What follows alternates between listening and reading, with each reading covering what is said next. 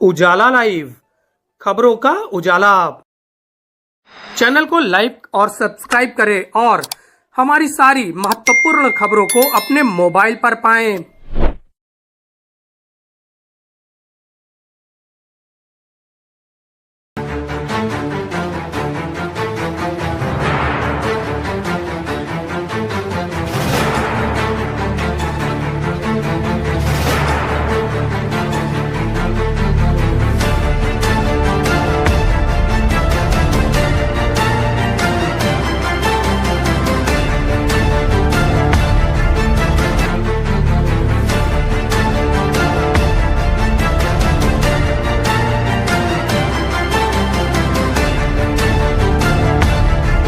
संगम नगरी प्रयागराज में होली की धूम है और होली की धूम के तहत ठिठोली महोत्सव मनाया जा रहा है। संडे स्पेशल में हम बात करेंगे ठिठोली महोत्सव की। लगभग 15 वर्षों से यह कार्यक्रम लगातार चल रहा है और पूरे इलाहाबाद में नाम रोशन कर रहा है। कवियों के लिए यह विशेष पर्व की तरह है। हमारे साथ श्लेष गौतम जी मौजूद हैं और आसरा भाई मौजूद है साथ में। दोनों लोगों से इस विषय पर बात करेंगे।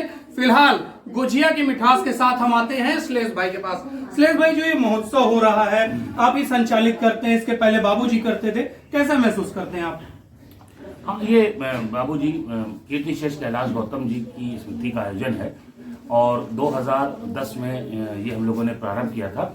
उसके पहले पिताजी जुड़े थे और प्रदीप भाई है, आसरा भाई, वो कुछ और मतलब कविताओं का होता था, लेकिन इस तरह से मूर्त रूप नहीं हुआ और कौन जानता था फिर अंततः वो उनकी स्मृति में आगे चल करके एक महोत्सव का रूप लेगा। तो वर्ष 2010 से प्रारंभ हुआ, आसरा संस्था बनी। प्रदीप तिवारी भाई जो कि एडवोकेट हैं हाईकोर्ट के, हमारे बड़े भाई हैं आसरा भाई, संतोष भाई, और यहाँ बहुत से ऐसे लोग जो कि कविता को, साहित्य को चाहने जानने वाले थे। और जिस दौर में तमाम चीज़ें हो रही हैं, लेकिन मैं यही कहूँगा कि भाई मेरे लिए तो रक्त का संबंध भी है मेरे पिताजी, पर प्रदीप भाई या बाकी जो लोग हैं, आसरा परिवार, आसरा एक विस्तारित परिवार, ऐसे लोगों का समूह है जो कला, साहित्य, संस्कृति के प्रेमी हैं। आसरा एक परिवार, तो वो कैलाश जी के लिए कर रहा, तो सबसे अच्छी बात तो ये है। रक्त रूप में तो मैं, मेरे पिता, लेकिन कवि रूप में, एक सामाजिक हैसियत के रूप में वो सबके लिए पिता तुल्य, बड़े भाई तुल्य। तो ये हम लोगों ने उस समय किया और इसका आयोजन पहले दिन से आसरा संस्था कर रही है, आसरा परिवार, जिसके प्रतिभा अध्यक्ष हैं, और मुझे इसके संयोजन संचालन का दायित्व दिया जाता है। इसके लिए आभारी हूँ सभी लोगों के द्वारा। और ये आज आपको आलोक भाई बताऊं कि देश का एक चर्चित और चर्चित से पहले प्रतिष्ठित है। प्रतिष्ठित पहले है, फिर ये बहुचर्चित है और लोकप्रिय, ये तीनों है, लेकिन इसकी प्रतिष्ठा है। तो इसमें काव्यपाठ करने के लिए देश के बड़े रचनाकारों में भी एक आत्मीय उत्कंठा और उत्साह होता है कि इसमें हम जाके काव्यपाठ करें। देश के शीर्ष के एक से एक रचनाकार आ चुके हैं और 2 वर्ष पूर्व डॉक्टर कुमार विश्वास जी जैसा व्यक्तित्व उन्होंने एक प्रेम और स्नेह के रूप में अपनी उपस्थिति दर्ज कराई थी, आधे घंटे की। तो उन्होंने भी कैलाश जी को श्रद्धांजलि दी और एक जो स्नेहिल संबंध है हम लोगों का, उसका निर्वाह किया और कविता प्रेमियों के लिए एक उपहार स्वरूप उनकी उपस्थिति थी। तो सिर्फ मैं उदाहरण दे रहा हूँ, बाकी देश के बड़े से बड़े रचनाकार, कवि, कवित्री यहाँ पर हर वर्ष आते हैं और बहुत मान सम्मान के साथ उनको सुना जाता है, उनका काव्यपाठ होता है, सम्मान होता है। किसी को कैलाश जो है सम्मान से, कैलाश गौतम के नाम से जो सम्मान होता है वो सम्मान दिया जाता है, और बाकी अन्य लोगों को जो समाज में दूसरे क्षेत्रों में सक्रिय हैं उनकी मेधा को और उनके प्रयास को, ऐसा नहीं कि जिसने सब अचीव कर लिया है हम आसरा परिवार से उसको सम्मानित करते हैं। जो अच्छा काम करते दिख रहा है नहीं, उसको आगे भी बढ़ाना चाहिए, जो नई प्रतिभाएं आ रही है, तभी तो उसके अंदर कम से कम यह बात आएगी कि हाँ, अगर हम अच्छा करेंगे तो समाज भी उसको देखता है। तो आज अगर मैं समग्रता में कहूँ तो आसरा परिवार, आसरा हमारा फाउंडेशन द्वारा जो जन कवि कैलाश गौतम की स्मृति में जो ठिठोली होता है, ठिठोली मतलब एक हंसी ठिठोली आपके चेहरे पे एक मुस्कान ला सके। कहा जाता है जो आदमी हंसता है और आनंद में रहता है तो 4 दुखों से तो वैसे ही दूर रहता है। तो आज के समय में जरूरी, आज ये 15वां वर्ष है, तो इस महोत्सव को देश के प्रतिष्ठित और लोकप्रिय कवि, कवित्री इसमें आते हैं और समाज के हर वर्ग आता है, आम आदमी से लेकर के हर क्षेत्र का जो प्रतिनिधित्व करते हैं ऐसे लोगों की उपस्थिति रहती है इस मंच पे। तो ये इस मंच का श्रेय है कि आज ठिठोली को लेकर के देश के रचनाकारों में एक सकारात्मक अपेक्षा होती है, जो नहीं जुड़े कि हम भी जुड़े। ये देखिए बड़ी बात है, देश के एक से एक रचनाकार देश दुनिया पढ़ते हैं, ऐसा नहीं है, लेकिन ठिठोली को लेकर के भी उनका एक आग्रह अनुग्रह भी रहता है, एक मीठा आग्रह अनुग्रह, प्रेमी, एक स्नेहिल आग्रह अनुग्रह कि हमारी भी इसमें भागीदारी हो। और देश के लगभग सभी रचनाकारों की इसमें भागीदारी अलग अलग वर्षों में रही है। इस वर्ष पुनः हम लोग बैठे हैं और अप्रैल में इस बार हो रहा है। निश्चित रूप से फिर से प्रयागराज तो माध्यम बनता है, आसरा परिवार एक माध्यम बनता है फाउंडेशन, पर ये पूरे देश के लिए एक काव्यात्मक और सृजनात्मक उपलब्ध होता है, जहाँ एक मंच पर देश के विभिन्न हिस्सों से आए हुए ऐसे कवि और कवित्री अपनी कविताएं सुनाते हैं जिनको जनता सुनना पसंद करती है और जिनको बहुत चाहती है। तो फिर इस बार भी ईश्वर की कृपा रही तो हम लोग फिर 2025 में ठिठोली होगी और देश के महनीय, महत्वपूर्ण, लोकप्रिय, प्रतिष्ठित रचनाकार इस मंच पे और दुर्गा पूजा पार्क में ये सजाए होता रहा है। तो प्रभु की कृपा रही तो इस बार माँ दुर्गा की भी कृपा रहेगी, नवरात्र शुरू हो रहे हैं। भाई एक बात बताइए, जिस देश में हम लोग हैं, जिस परंपरा में, वहाँ सब कुछ पहला श्री जो है वो स्त्री का ही होता है, उस शक्ति का होता है, उस आदि शक्ति का होता है जिसको हम सब मानते हैं। पहला नाम ही उनका लेकर के सब कुछ शुरू किया जाता है। तो माँ दुर्गा, दुर्गा पूजा पाठ में होता है, माँ दुर्गा की कृपा ही है, माँ सरस्वती की कृपा ही है, उसके बिना क्या हो। और ठिठोली का एक और आपको बताऊँ आलोक जी, ठिठोली एक ऐसा महोत्सव जिसमें परिवार उनका बैठता है, यह आपको बताऊँगा। ठिठोली का एक और बड़ा काम ठिठोली के माध्यम से होता है, ये जो हम लोग का आसरा परिवार का कार्यक्रम है, कि यहाँ पे पूरा परिवार बैठ के कविताएं सुनता है। आज भी देखिए ये सब सोशल मीडिया बहुत कुछ आ गया है, जहाँ पे एक संक्रमण भी है, एक स्तरहीनता का भी संकट है, एक श्लील और अश्लील की भी बहस चल रही है। ऐसे माहौल में पूरा परिवार छोटे से लेकर बड़े बच्चे देखते हैं, सुनते हैं, सीखते हैं और इस मंच ने बहुत से लोगों को बहुत ऊंचाइयां दी हैं। तो माँ की भी कृपा वहीं रहेगी जहाँ पे स्तरीयता बरकरार रहेगी, जहाँ पे मंच के श्री के साथ खिलवाड़ नहीं होगा। तो माँ की कृपा, ईश्वर की कृपा है और फिर हम लोग इसीलिए हैं। और एक और विशेष बात कि जो यहाँ पे मान सम्मान जिसका होता है वो शहर के एक तो वो लोग होते हैं जिन्होंने अपने आप को साबित किया है और दूसरे वो लोग होते हैं जो उस दिशा में अच्छा कर रहे हैं, ठीक। और नई पौध को, लोक भाषा की के रचनाकारों को भी इस ठिठोली में मंच हमेशा मिलता है। इसे बड़ा मंच माना जाता है और बड़ा मंच है देश का बड़ा मंच है। तो यहाँ पर कोई भी कार्य पाठ करके वो भी अपने आप को कहीं ना कहीं अनुग्रहित और जिसे कहा जा सकता है कि एक आनंद के भाव में रहता है, प्रतिष्ठा का भाव उसके मन में होता है कि हमने ठिठोली का मंच पढ़ा। तो ठिठोली ने ये प्रतिष्ठा कम से कम 1.5 दशक में अपने कार्य के जरिए, अपनी प्रस्तुतियों के जरिए एक बड़ा कार्यक्रम होता है, बड़ा इंसेंस की पूरी प्रतिष्ठा के साथ, मान सम्मान के साथ और व्यवस्थाएं भी आप देखेंगे, आप तो जानते हैं, आप तो देखें, तो वो तो सब समग्रता में मैं कह रहा हूँ, इसकी विराटता हर तरह से, मंच का श्री उसमें उपस्थित बड़े रचनाकारों से, लोगों की उपस्थिति उसे और बड़ा बनाती है। फिर आप सारी साज सज्जा देखते हैं, तैयारियां देखते हैं, तो वो एक ऐसे महोत्सव का रूप ले लेती है जहाँ पे, जैसे मैं कहूँ ना कि जैसे हमारा महाकुंभ पर्व, ठीक है ना, तो महाकुंभ पर्व में क्या था कि एक तरफ तो जिसे कहा जाता है कि विराट तो था ही, बहुत शानदार तो था ही था, लेकिन उसमें जो सबसे बड़ा भाव क्या था कि बहुत ही सांस्कृतिक तरीके से, तो ये हमारा आसरा फाउंडेशन का, हमारी ठिठोली है जिसकी की श्री आज बहुत है, इसकी प्रतिष्ठा भी उतनी है और इसकी लोकप्रियता भी उतनी है। और सब लोग, खुद हम लोगों के समेत सब लोग इसकी प्रतीक्षा करते हैं। वर्ष एक बार होने के बाद भोर तक ये कार्यक्रम चलता है और आपने देखी होगी पुष्प वर्षा होती है, कितनी बार लोग भावातुर होकर के चरण तक छू लेते हैं कवियों के, ये सारी चीज होती है। तो इसमें साहित्य को सुनने में लिए लोग आते हैं, फुहड़ता नहीं मिलती, सबसे बड़ी चीज ये है, सबसे बड़ी जरूरत वही मैं कह रहा हूँ कि यहाँ मंच का श्री बरकरार है।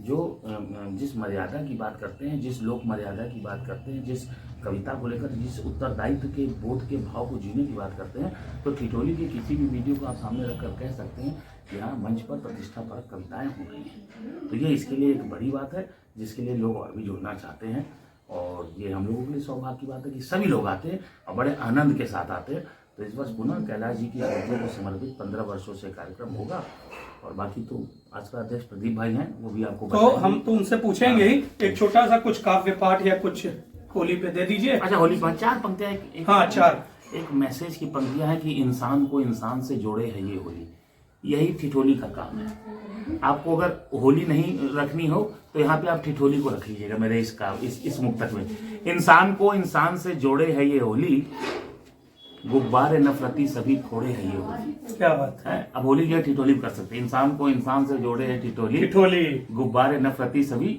फोड़े है है ठिठोली। है, रंगों के संग चेहरे के संग संग दिलों को है खिलाती, दीवार जात पात की तोड़े है ठिठोली। क्या बात है, ठीक है ना, बहुत तो ठिठोली होली यहाँ एक हो जाता है, समरूप हो जाता है, संभाव हो जाता है। तो ये मेरी इन पंक्तियों का अर्थ भी यही है। तो हम ठिठोली होली को अलग नहीं कर पाते। कविता का एक ऐसा ये रंग का महापर्व, ऐसा रंगोत्सव है जहां सब एक समरसता के भाव में एक हो जाते हैं, सब रंग जाते हैं, कविता के भाव में रंग जाते हैं, सामाजिकता के भाव में रंग जाते हैं और साहित्य के भाव में रंग जाते हैं। तो साहित्य, संस्कृति और उस तरह से समरसता या साहित्य, संस्कृति, सामाजिकता की एक ऐसी त्रिवेणी है ठिठोली, जो अपने आप में प्रयाग के पूरे रंग का दर्शन आपको करती है। तो अगर आपको प्रयाग का पूरा रंग दर्शन देखना है, पूरी वो मस्ती और मस्ती के साथ साथ मर्यादा भी देखना है, तो आपको ठिठोली में आना चाहिए। ये ठिठोली का श्री है जो उसने 15 वर्षों में अपने लिए अर्जित किया है। तो बस ईश्वर करे ये ऐसे ही बढ़े। बाकी तो अपना दोहा ही रखता हूँ, जिसकी वजह से आज कैलाश जी को भी हम लोग याद करते हैं। हमें देह की तो सीमाएं हैं साहब, देह तो है जिसका है आजकल नहीं, लेकिन ठिठोली उधार के साथ हम लोग लेके चल रहे हैं। तभी कहना चाहता हूँ, लिखा किया रह जाएगा, रहता नहीं शरीर, इसीलिए मरते नहीं तुलसी सोचकर। क्या बात, वही कबीर की परंपरा कैलाश जी की है, तो आज हम लोग कैलाश जी को याद करते हैं और बाकी रचनाकार जी भाई। बहुत बहुत धन्यवाद आपका। हमारे साथ मनीष घोष जी हैं, जो कि आसरा फाउंडेशन के मील के पत्थर हैं और लगातार जमीन के अंदर गड़े हुए व्यक्ति हैं। लगातार जब कार्यक्रम होता है तो आसरा भाइयों, संतोष भाइयों, इन्हीं को फोन करते हैं। तो मनीष घोष जी हमारे साथ हैं, इनसे जानकारी लेते हैं। कार्यक्रम हो रहा है, किस तरह से आप जुड़ते हैं, क्या करते हैं? देखिए, हमारा ये कार्यक्रम आसरा के सौजन्य से होता है और हमें बहुत खुशी है कि ठिठोली के पहले एपिसोड से कहिए मैं यहाँ जुड़ा हुआ हूँ। और इस समय प्रयागराज का साहित्यिक रूप में देखा जाए, कवि सम्मेलन में सबसे बड़ा कवि सम्मेलन होता है। और मैं इंजीनियर होने के नाते इतने बड़े क्राउड को संभालने का, उसका मैनेजमेंट देखने का, उसकी सिक्योरिटी का प्रबंध भी देखता हूँ, साथ में कारपोरेट को इस सभा से जोड़ता हूँ। बहुत ही अच्छा कार्यक्रम है, नवोदितों को यहाँ प्लेटफॉर्म मिलता है और बड़े कवियों का आनंद प्रयागराज की जनता लेती है। अच्छा, एक अच्छी चीज़ ये है कि जो भी बड़े कवि आते हैं उनका प्रमोशन भी यहाँ से होता है। मैं जानता हूँ सुनील जोशी जी को, सुनील जोगी जी को, जो कार्यक्रम करने के बाद उनको छोड़ने मैं ही गया था और मुश्किल से 2 या 3 दिन बाद मुझे पता चला वो अध्यक्ष भी बन गया। अरे वाह। और इसी तरह से और भी नाम है, मेरे से ज़्यादा याद में अभी नहीं आ रहा है, लेकिन कई लोगों का मैंने सुना कि यहाँ करने के बाद आगे बढ़े और अच्छा प्रमोशन उन्होंने पाया और अपनी ज़िंदगी की उपलब्धियों को प्राप्त किया। मेरी ढेर सारी शुभकामनाएं और विश्वास है कि इस बार भी आम जनता का पूरा स्नेह, पूरा सहयोग मिलेगा और हम अपने आयोजक मंडल को धन्यवाद करते हैं कि ऐसा कार्यक्रम कराते हैं। बहुत बहुत धन्यवाद। तो इस तरह का कार्यक्रम आगे भी चलता रहे, दादा का ये प्रयास रहेगा और इस वर्ष और भव्यतम दिव्यतम प्रोग्राम हो, इसकी कामना दादा ने की है।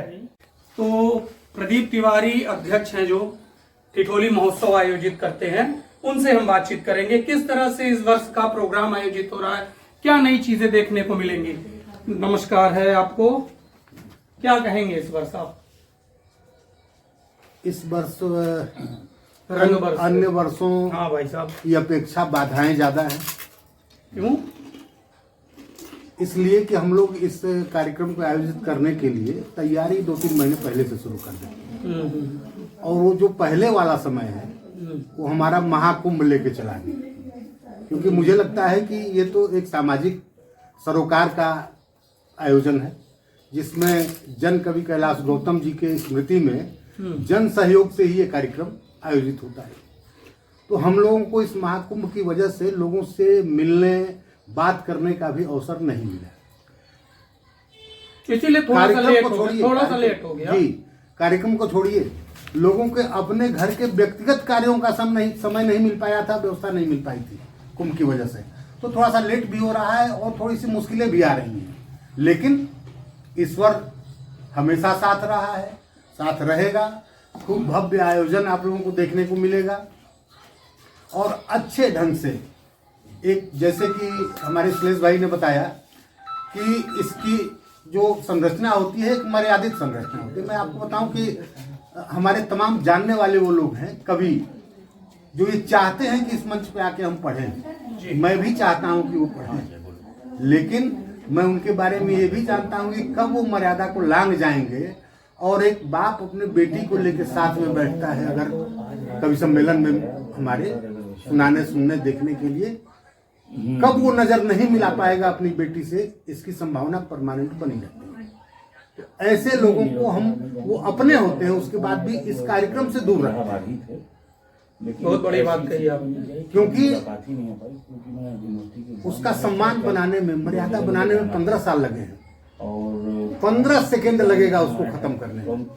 तो बड़े सावधानी से टीम का चयन किया जाता है, बड़े सावधानी से कार्यक्रम होने के बाद भी कोई ये आरोप न लगाए कि आपने वादा ये किया था और इसको पूरा नहीं किया। तो बहुत संयमित तरीके से ये कार्यक्रम आयोजित होता है। इस वर्ष भी होगा।